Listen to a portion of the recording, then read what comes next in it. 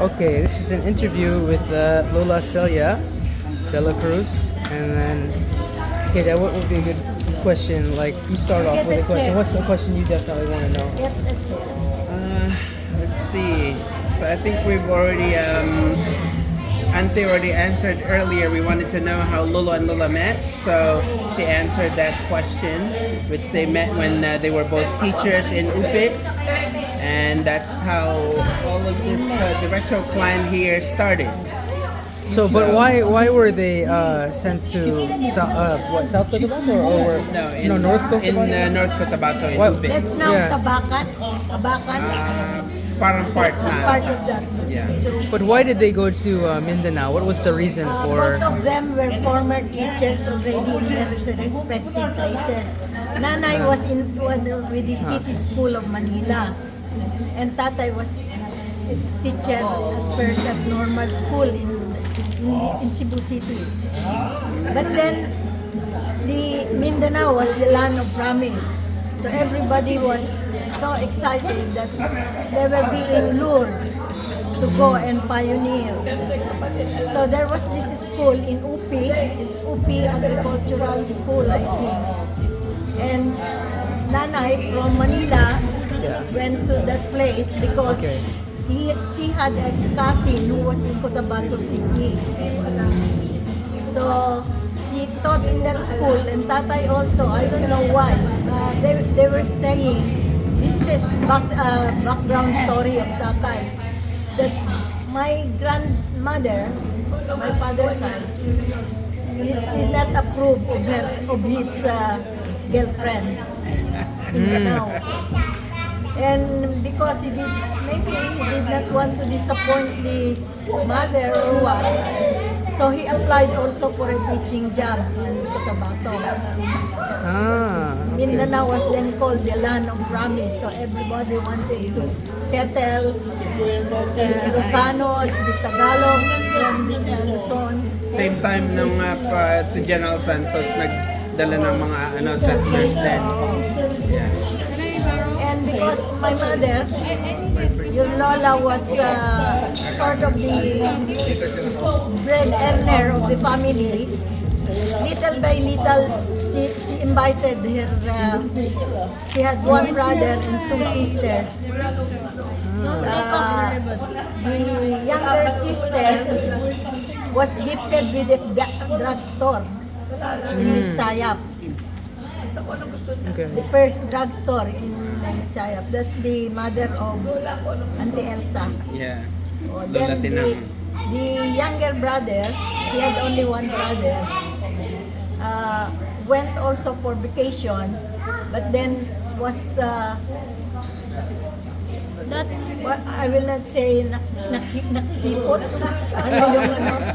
because maybe he went courting ladies there, and all of a sudden they got married. So the whole family went to Cotabato until we were overtaken by the war. So we were 6 siblings. You have Uncle Tanteng, the eldest. As I said, all of us had second given names. So Kuya Tanteng is not actually from Constantino. It is the name of the grandfather, Vicente Tan. But Tan, King is Vicente, the nickname.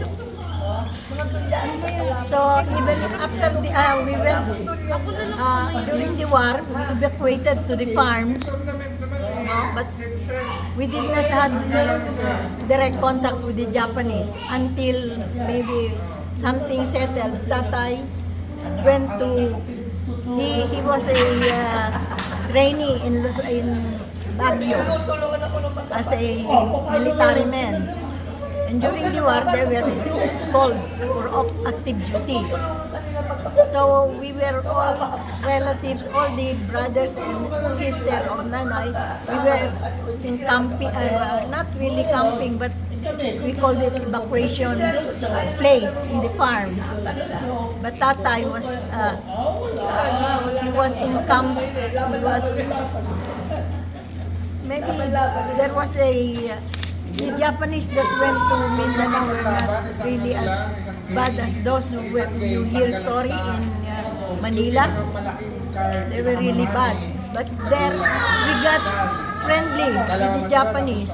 That we even would send letters to Tatay in his camp in, what's that? It's not Davao. I don't remember the encampment anymore. But we were communicating with him during the war while he was incarcerated in that camp. Then after the war, the background of my mother was that he had some tuberculosis before the war. And he was treated in Quezon Institute, that's the National Institute for Tuberculosis in Manila. So after the war, when Tatay came home, he decided that we will all go to Luzon to be near Quezon Institute. No? But we were already 6 kids. So all of us transferred. Kuya Tanteng was already freshman high school. Kuya Celso and I were in grade 1 because during the war. No, but then it was practice that because of the war, there was promotion. You don't have to go through the whole thing. And both of us were recommended to be promoted to the next grade. But my mother did not want it. They will just quarrel and you let Celso go one step ahead. So when we came, it happened that Nanay had some relatives here in Nueva Ecija. They migrated from San Miguel. They originate from San Miguel, Bulacan. But then people were migrating in some places, group. So when the relatives knew that we were in Manila, they visited us. And one of them said there's an opening for a teacher position in Bungabong, Nueva Ecija High School. So Tatay took that job and we followed.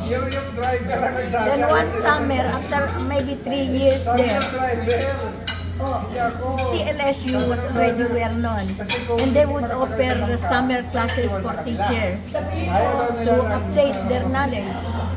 And Tatay went for the summer training. But luckily, the superintendent of this school was his classmate in Los Baños during the training for military duty. So he was offered to transfer. So in 1948, he transferred already during the opening of school year of July. He was already taken in, and then we had to work for our transfer, all of us. We all came. And it became a very long history because until his retirement, he was with the CLSU. He started as the principal of the high school, but he was teaching also in college. Tatay was a major in physics, so that was his line. He was teaching physics. Then my mother, Lola, math. She's a graduate of the Philippine Normal School. During that time, if you're a graduate of the 7th grade, you can already teach. Oh yes. Because kulang. There were very few teachers maybe or So they were being recruited. But then Nanay was already sickly. So she stayed home with us. So, except for the one big dream of Tatay and Nanay was for us all to go to UP or college because they were both graduates of UP. Tatay sa Los Baños, Nanay sa Manila campus. But Kuya Tanteng started then after I was graduating from high school when he graduated from college with his mechanical engineering course. But that time, they have already transferred to Diliman. The Diliman main campus. So, there was no entrance exam. Your admission would be based on your grade.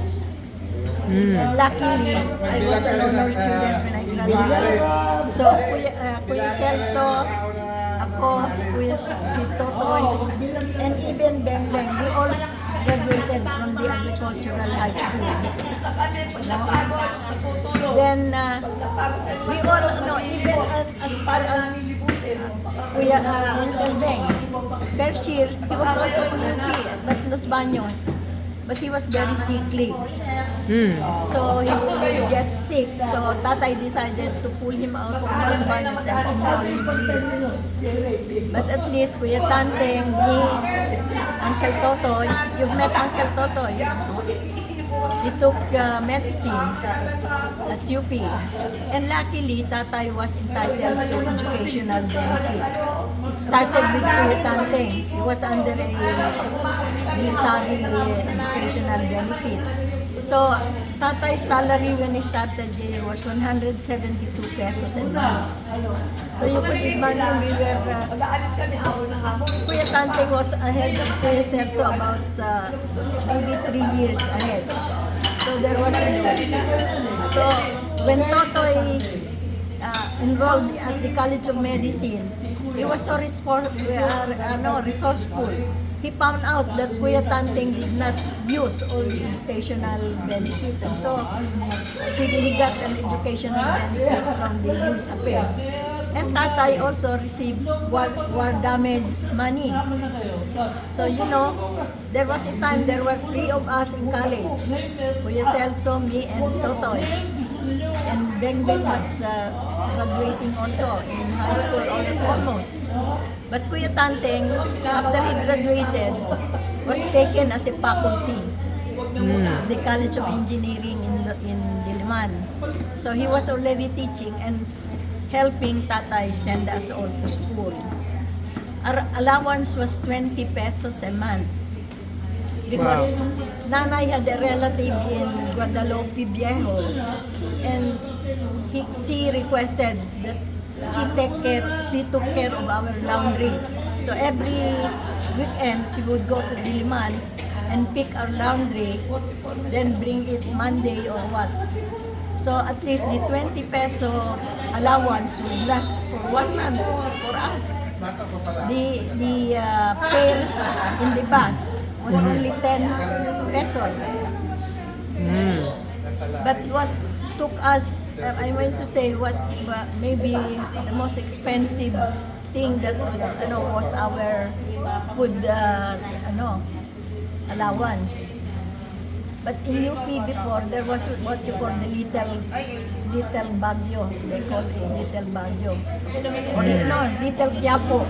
And there you could purchase food that was affordable for the student. And then sometimes, I don't know if you have seen the underpass in Quiapo. Nakikita mo yung underpass? During that time, there was a part of it, the Quinta Market. They were selling all food. And when we didn't like the bayan in the cafeteria, we would just send somebody to go there and buy our food. So that was it. What really exhausted our 20 peso allowance was when we wanted to go and visit them here. So we have to take a bus. There was just one bus before LBL, Luzon bus line. But and because Kuya Tanteng was earning money, it was not unusual that me, for example, I would stand at the near the door of his class, and he already knew that why I was standing there. I need allowance for the bus. So he would give us some additional money. Because we also wanted to see the movies, and you have to go to Manila to see the movies. We didn't have movies in Diliman.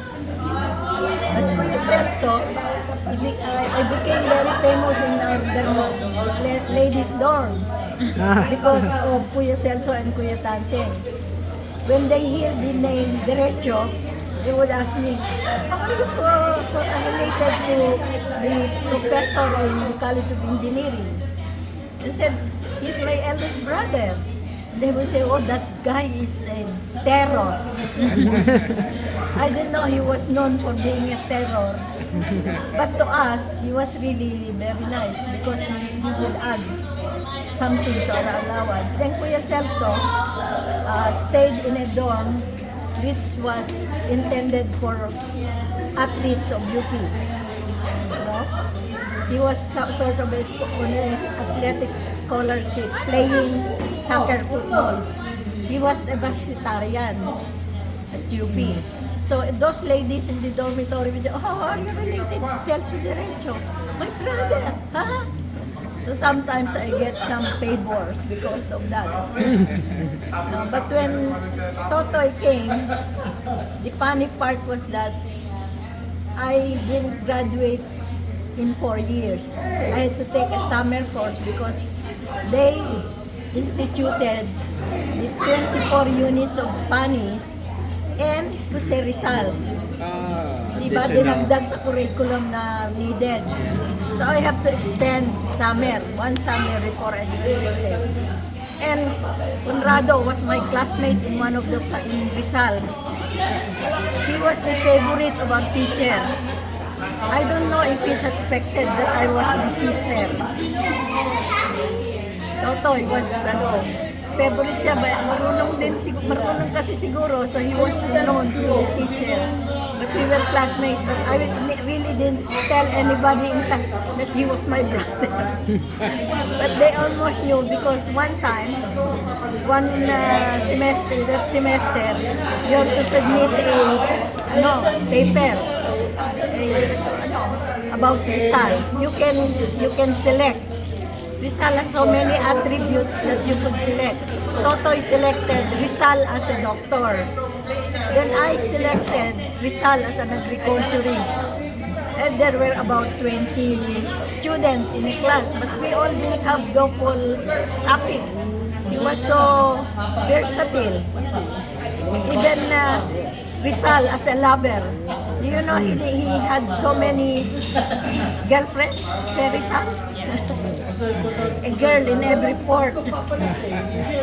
Then Rizal as a son, Rizal as a he had many career. He was a doctor, he was a ano pa yung madami eh.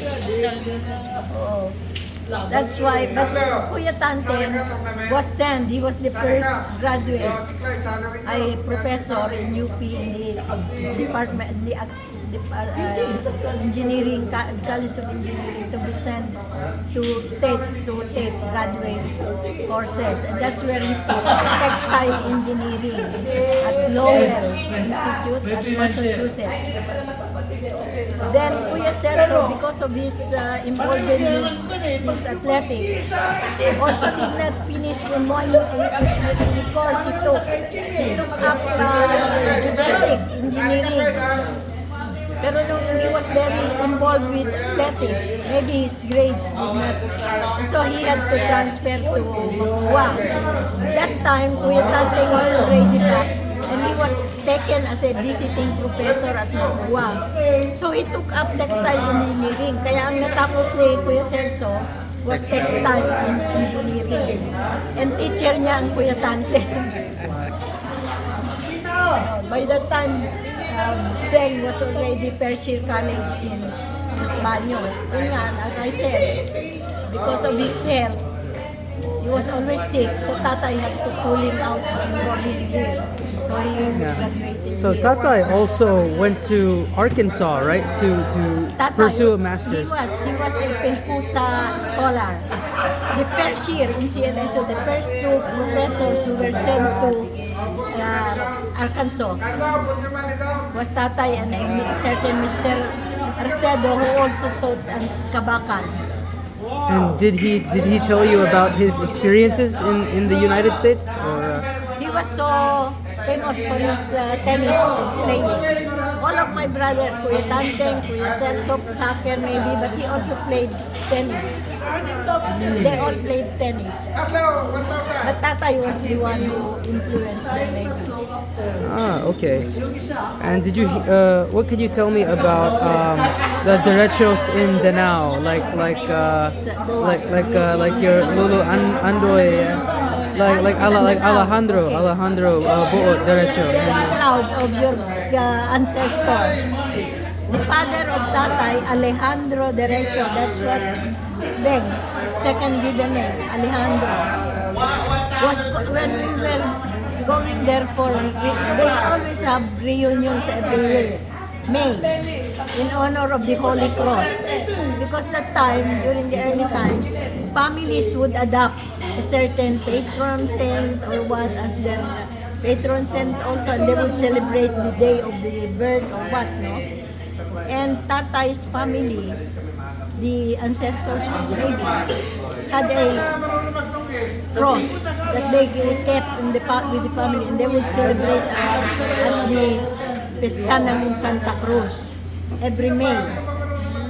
But the intention of their grandfather, who started it, was that he had a piece of land.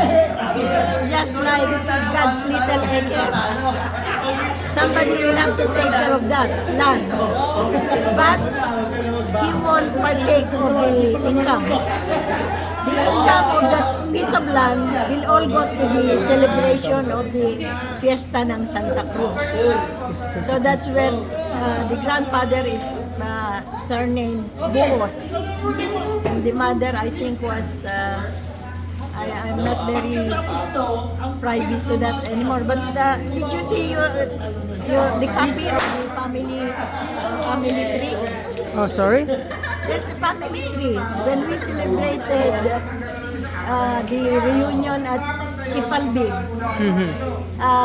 Auntie si Chuko made copies of that, but it was started by my father, Constantino, and the youngest sister, Josefina Hermosissima. When they both retired from work, they would meet in Risco or somewhere in Manila, because he was in Cebu City. And they would they started the family tree. So did you hear any stories about? Oh, okay. My grandfather. Yeah, about your Tatay. Yeah. Did you hear any stories or the mother? Attending the reunion, they would refer to him as Presidente because it was during Spanish time. I said, why? Was he president? No. That time, the mayor of the town was called Presidente. And I remember the first time I went to Cebu, there was a statue at the municipal building.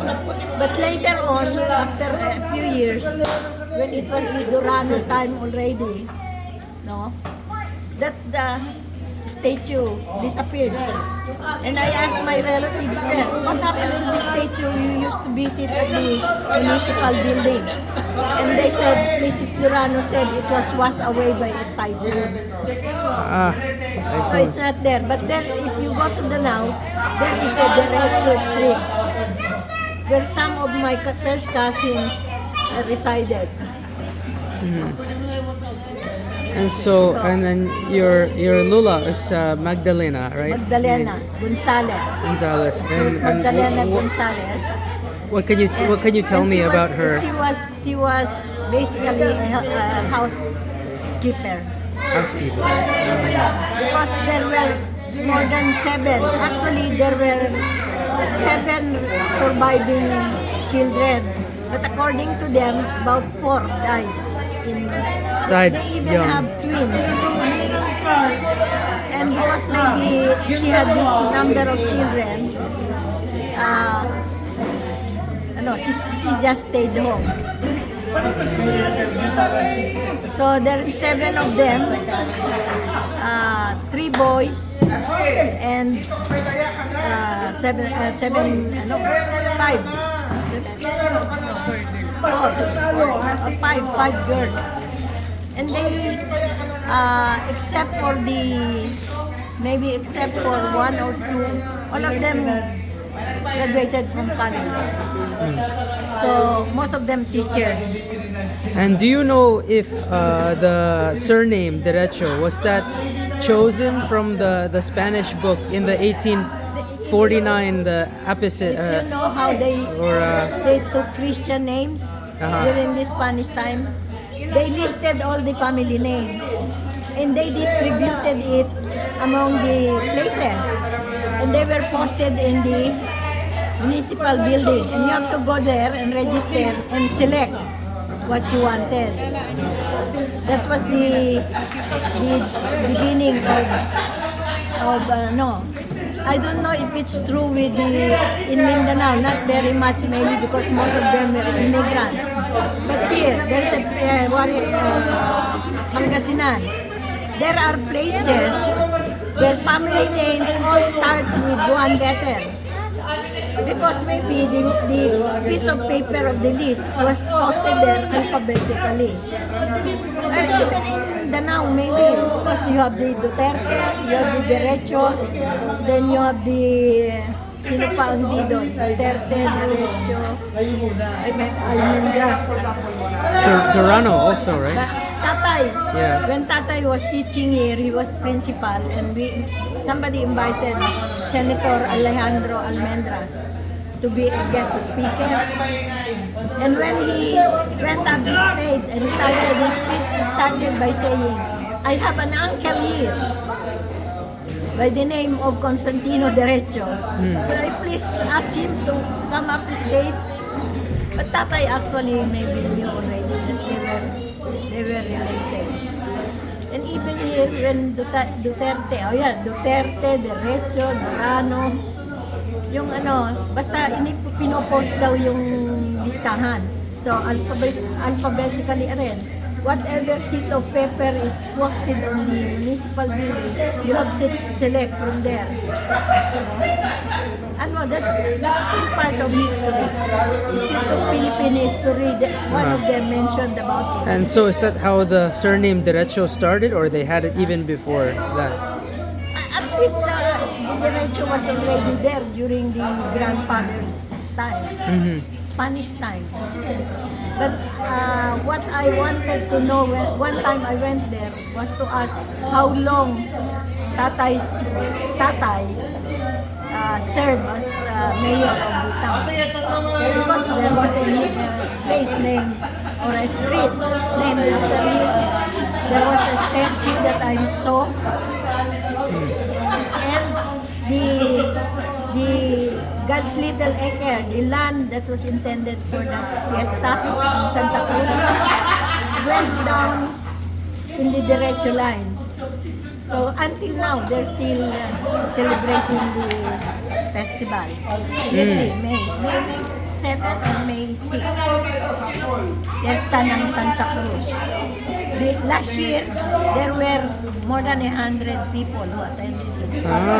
Because Auntie Pe, one of my first cousins, used to take charge of it now. And I used to ask them, what could I contribute? The last time I sent them money I will answer for one lechon, I said. And so after the festival, they sent me the receipt and the pictures and all. And then they said there were almost 120 people. Pero including the small one. So maybe one time we'll go there and have a reunion there. Kasi marami pa rin, there are still a lot of derechos. Still a lot of Derechos in Danao. Even here in Quezon, when Kuya Tanteng was operating he used to operate a bus service. Somebody came to their store and inquired, why is it Derecho Cruz? Only to find out that guy who went there was a Derecho, but Tagalog, not maybe when he went back, he must have researched also if his grandparents were originally from Cebu.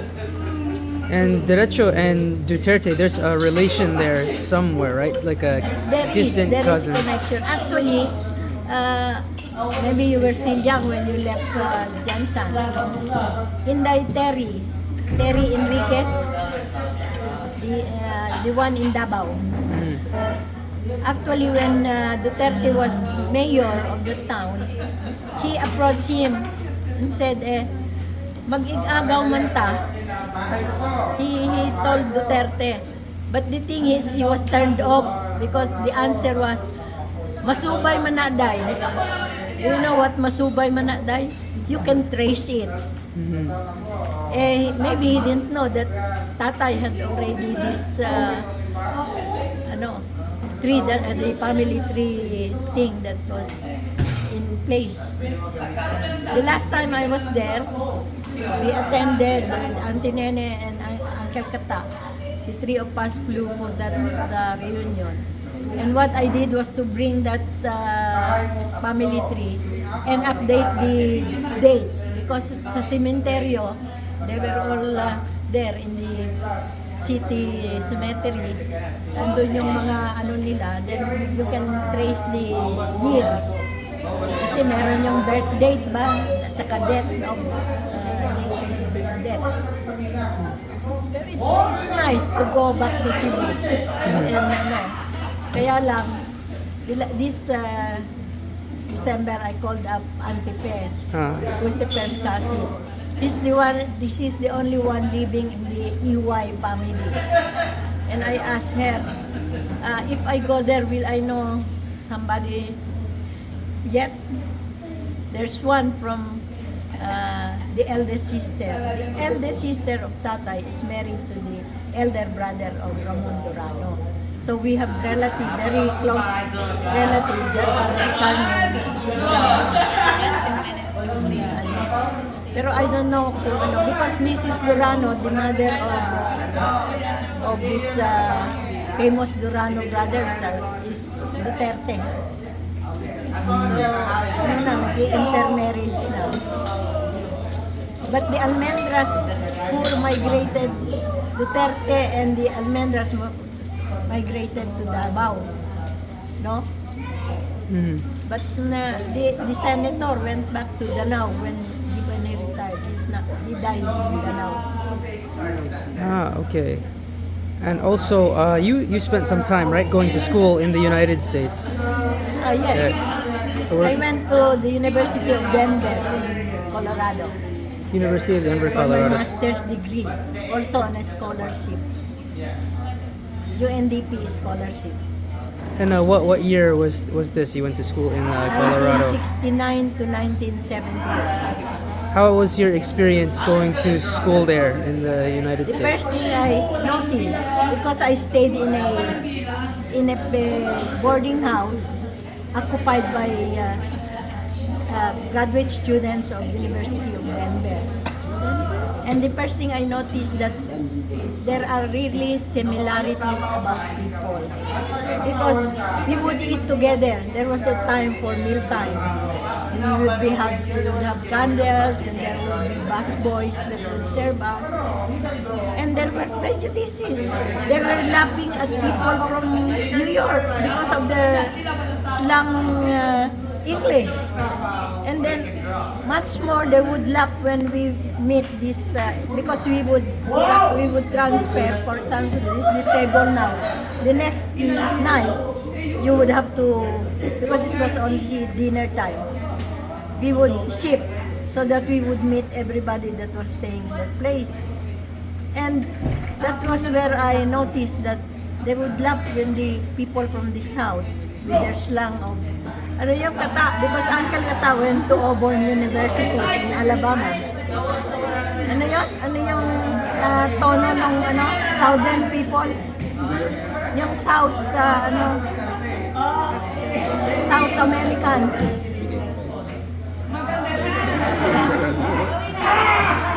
When you meet them in the street, when he goes to school and meet them, they will say, "Hello, how are you?" That was always. So even if they don't know you, especially maybe if you're foreign looking. So next time I meet, I'll be the first one to say, so I'll see what they're going to answer. Totoy also, after graduating from medicine, he didn't even wait for his board exam result. He applied, by himself, he applied at New York hospital. He was taken in and he left. That's how he went to Ecija. You've met Auntie Pat, first wife, Yes. and Auntie Tony. When we went there for vacation, we had a family vacation, and we stayed with Conrado in New Jersey. We went to the upstate. He had some medical friends at upstate New York, and we went. And they were asking me, "Isn't it that's your first sister-in-law, and this is the second sister-in-law?" We were all together, Auntie Pat and Anthony. Because Anthony would bring her sons, the 3 sons, and Totoy, the 4 daughters, and Pat have to stay. Siguro yung when you went there for reunion, they usually have reunions October. Did you join them one time? Everybody would be there. Children of Totoy, first wife and first wife.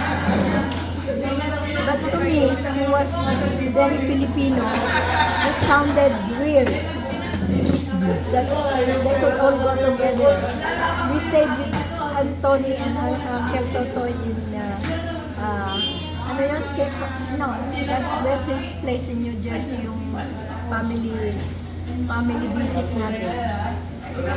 They would go to the hospital because Tony was also working in the hospital. So,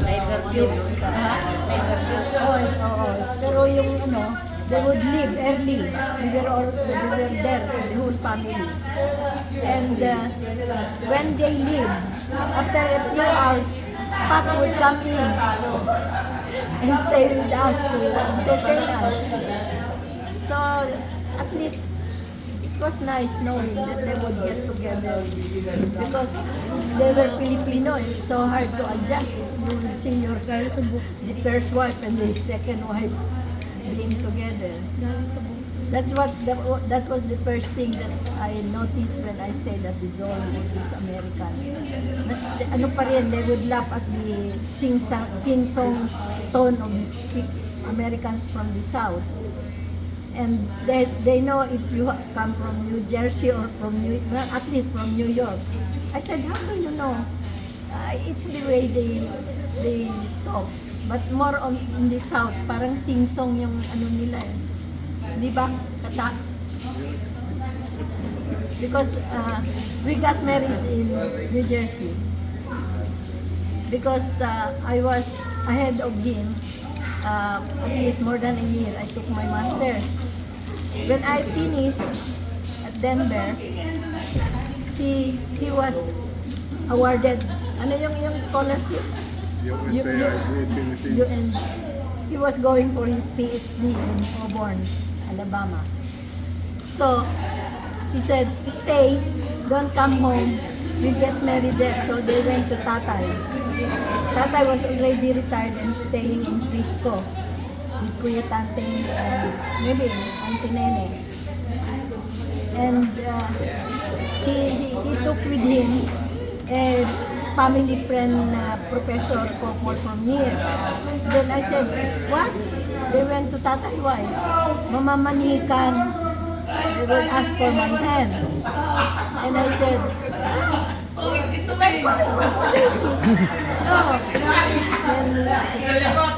and then I said, how did my eldest brother reacted? They asked him, oh, how about you, Tante? What do you think?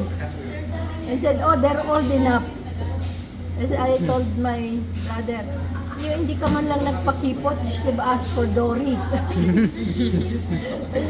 His answer was, they're already old enough to decide for themselves. So we were married in New Jersey. Livingston ba yung place nila, Totoy, na una? Livingston. Oo, Livingston. But Tatay, because of maybe his habit being there, at least Uncle Ben was able to go. And your dad. And all of you. It was Uncle Totoy who, because when he was granted, it took him a few years before he decided to turn into an American citizen. And he asked all of us, the siblings, if we wanted to be, we would sponsor us if we wanted to stay. I think your dad was the only one who acceded na he would go back. Because the first time he went, he attended a, Rotary ba yun?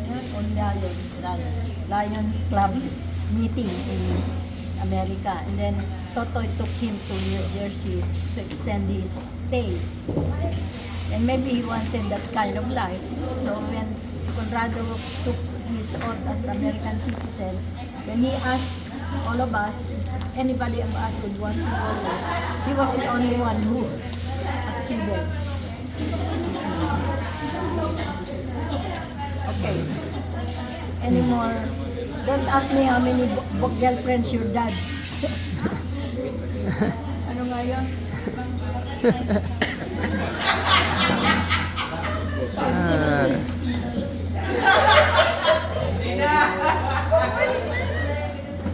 All my, except for Uncle Tante. Uncle Tante studied in a public high school.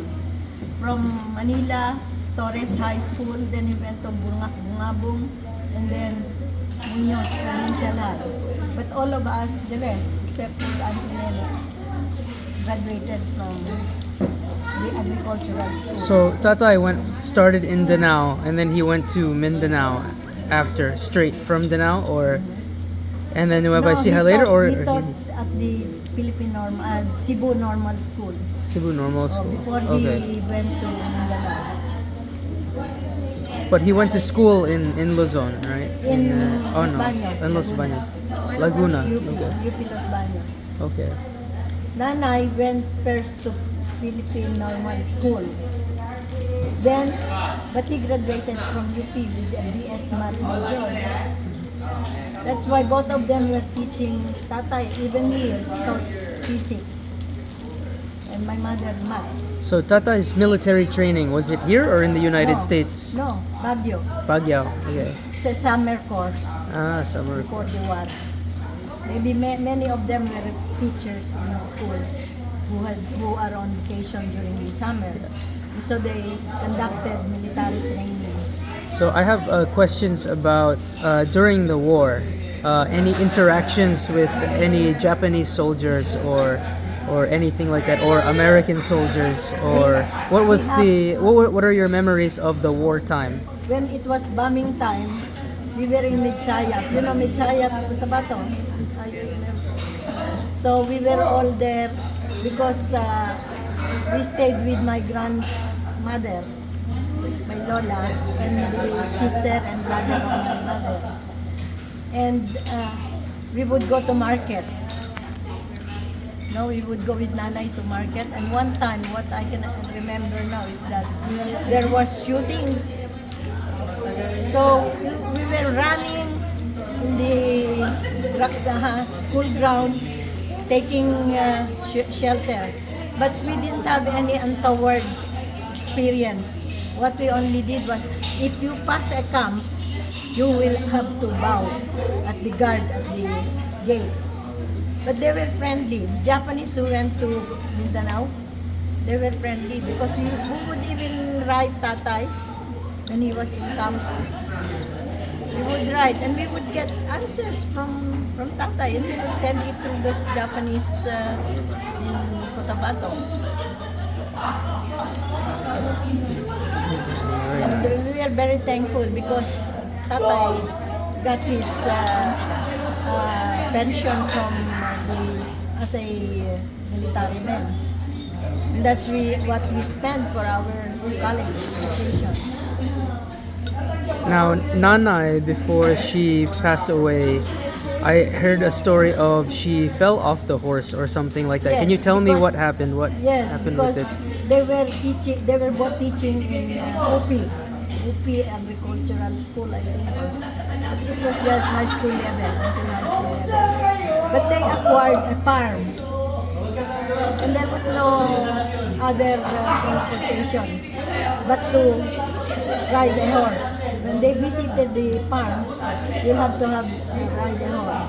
And one visit they made sicker from the horse, and that started her lung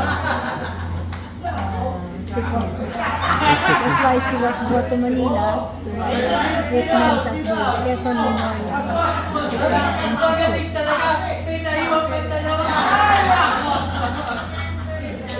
For that one. Yeah. I guess my last question is, do you have any advice to give to the young generation? If there's any piece of advice you could give about Okay. yeah. Our family, getting and finishing school was most important. In fact, maybe we were very competitive. No? That nanay and tatay always said that is the only inheritance they could give you. Tatay's family in Cebu, both sides, mother and father, were sort of rich. They owned land, they have properties, and we were already studying in UP when tatay would go there and visit his brothers and sisters. And that was the only time they were apportioning. Because during the early days, it was only vocal. They would tell the children, this is yours. This would go to you. This piece would go to you. Something like that. Most of my grandmother's property were commercial. It was in the commercial district. But the one from Lolo was farmland. The first incident that stayed in my mind was that one summer, my first cousin in the Durano, that's the children of the eldest sister of Tatay who married in Durano, went to Manila. We thought he was just visiting, but what he told us was that he was bringing money, no? Because it was our share, because the cement factory in Danau, that was a property of my grandfather. And Durano built his cement factory in that area. So maybe that cousin, being a Durano, was given the money or payment. And there was a share for Tatay. But Tatay was already dead then. Kuya Tanteng took the money. But then he said, I cannot share, I don't know if it was 10,000 or something. But he told us that we are not going to get that money or divide it between us. Mercy, Tina, and the girls went to Danau and divided the money with the two brothers of that. There were three brothers. No. He gave, Kuya Tanteng said, give it to Papa Andy and Chuberti. And the sisters complained, how come we don't get a share? Because Tatay said, no, I'm not getting any of that money. And said, when he went there for vacation, maybe it was the time that the sister complained. And you know what he said? No, I'm not giving you any.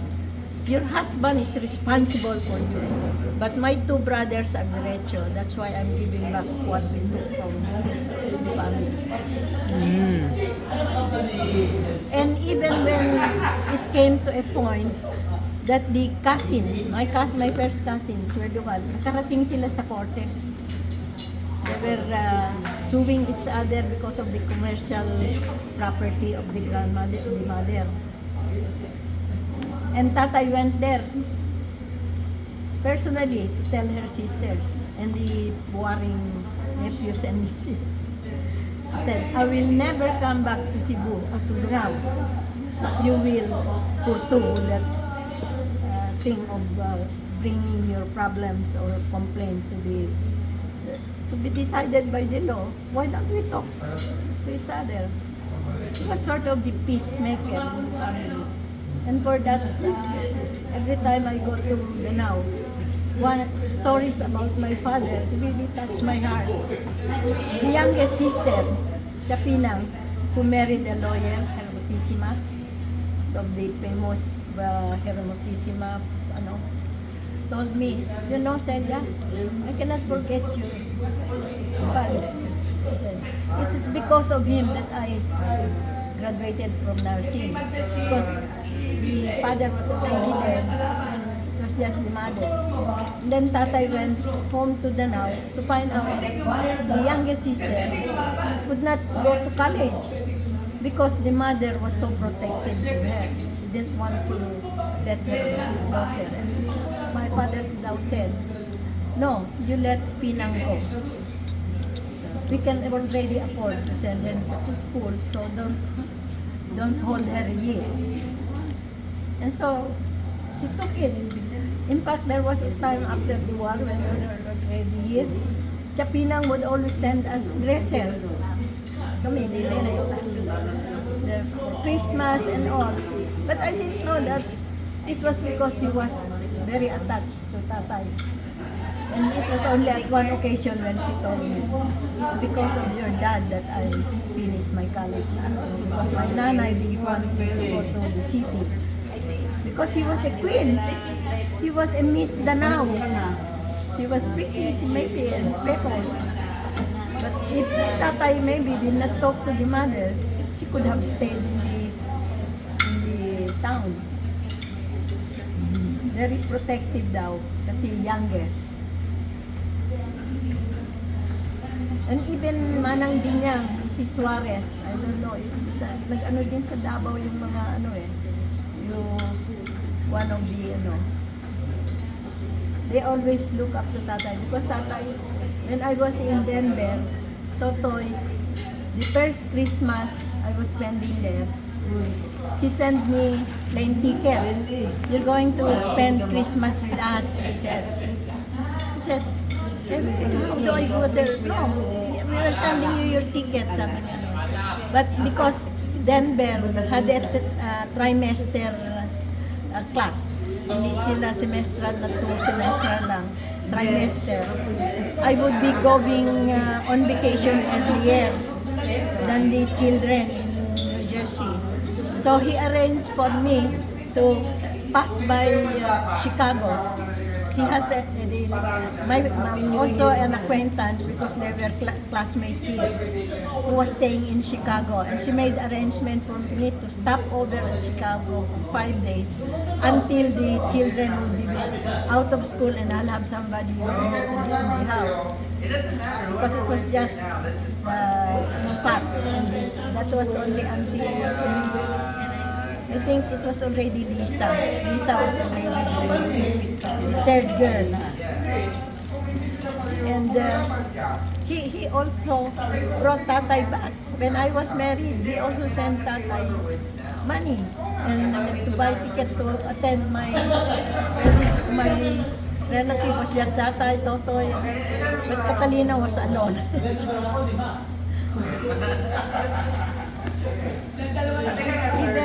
Even later, when they were already maybe hindi ko naman sabihin na talking with each other, but there was already a little bit peace in the family. Tatay would take really time to go visit me. When I was in New Jersey that Christmas or after my wedding, he reached out to the Gores. That's another Durano, but married to a Gore in Philadelphia. He would write. When we came to Nueva Ecija, he heard that one of his niece, also a Durano, Manang Pelay, was in Pangasinan, caught by the war in Pangasinan. He took the risk to reach out and visit them. So they become very, very close. to him. That's how good my tatay was.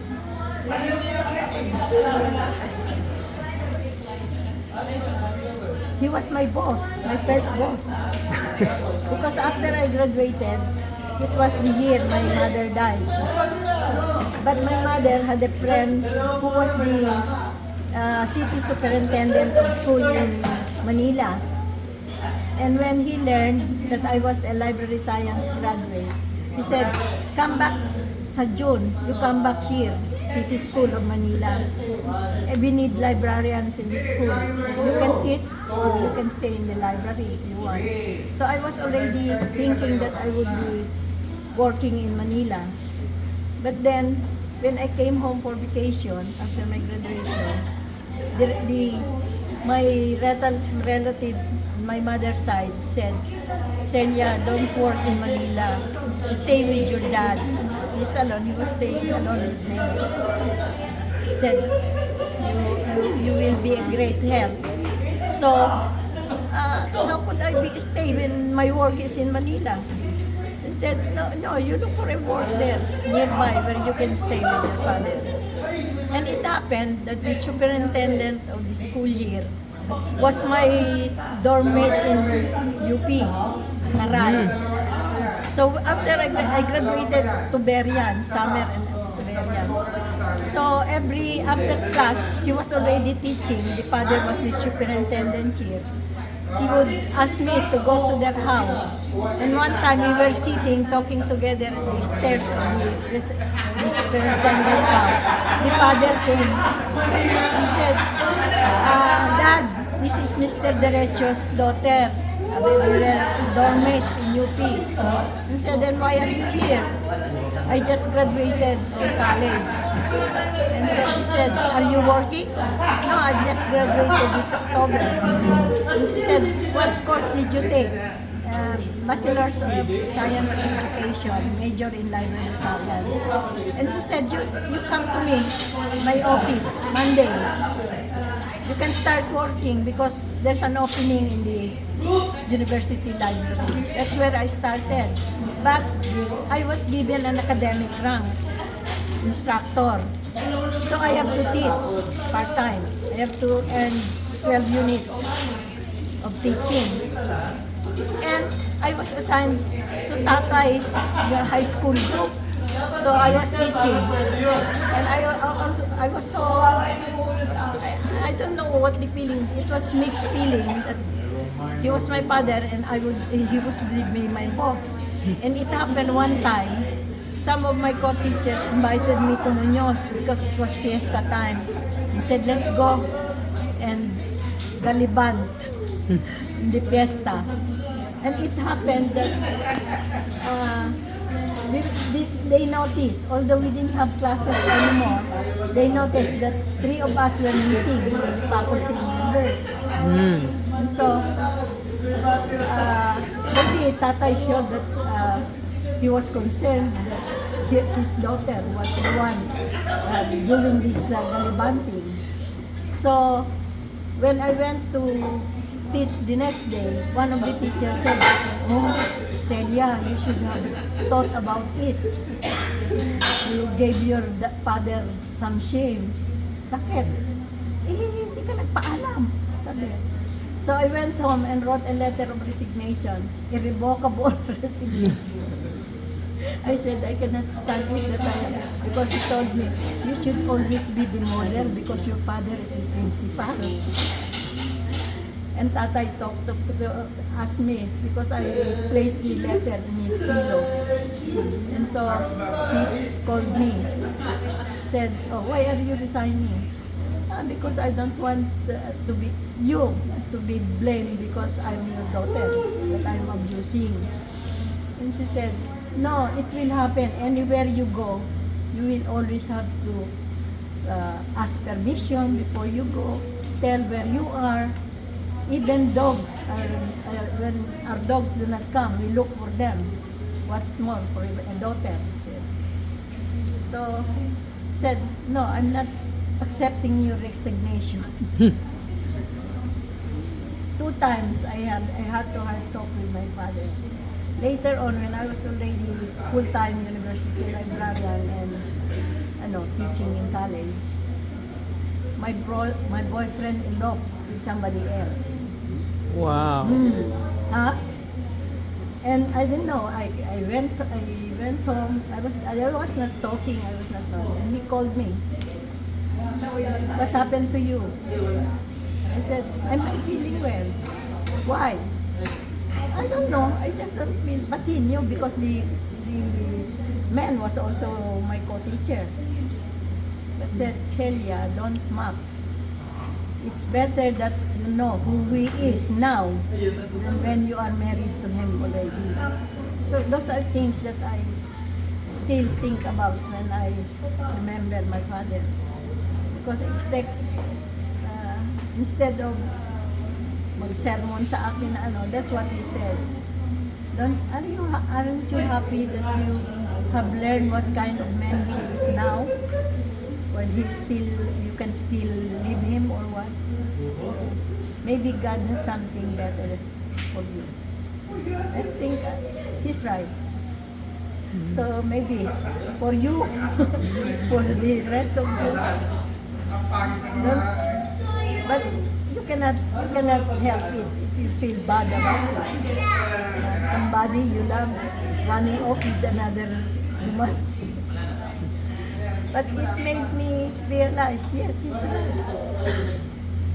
The sooner I learn, when I can still detach from him, better. He said, maybe God wants something better. And he stayed a widow where until what? Until he died. He was doing kids. Every Friday there's a social night for the dances for the students, and he was always the center of jokes because they would pit him with all the spinster, the old ladies, and they were teasing him. But he was never tempted, maybe, because what he was telling is, it's easy for me to get along with somebody, but I'm thinking about my children. Will they also get along with that woman I met again? And I think it's okay now that I'm realizing some of the things he said.